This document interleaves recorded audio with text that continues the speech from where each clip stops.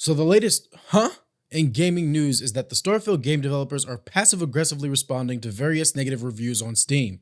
Now, any good YouTuber, artist, or general creator knows the number one rule is if you put something out there, people are going to have opinions, and the second rule is don't read the comments.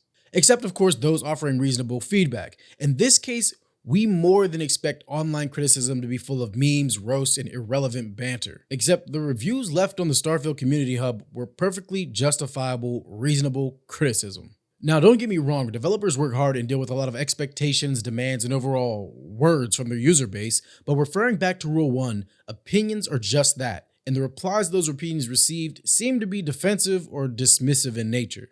For example, users were dedicating full paragraphs to their disdain with the game, and not just complaints but bugs and additions to the game that could be resolved via patches and DLCs. For example, the general complaint amongst most Starfield fans is that the planets are empty, which in their defense is realistic to reality, but doesn't sit well when it comes to a perfectly programmable game universe.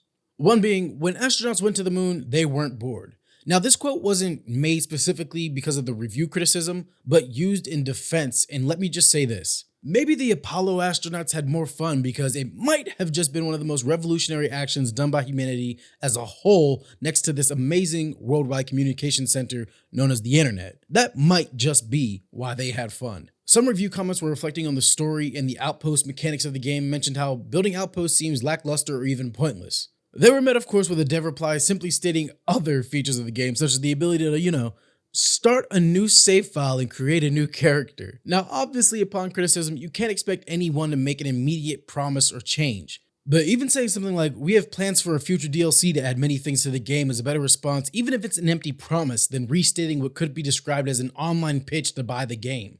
Again, I don't expect developers to just reveal future game plans because many people don't like the story, but I also don't think when someone says they don't like pineapple pizza, you should just restate the ingredients that make pizza pizza. To be honest, this kind of reminds me actually of the tactic used by ZeniMax in their live Q&As for ESO, allegedly banning words surrounding combat mechanics, PvP, and Cyrodiil. To me, it's kind of sad, honestly.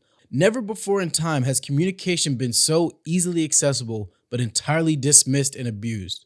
I think as gamers, we should take into account the sheer work, volume, pressure, and time of developers. But with online communication, when it comes to developing a service or product, sometimes you truly can just find out what the majority of your user base wants and simply do that, rather than paying employees to also innovate 24/7.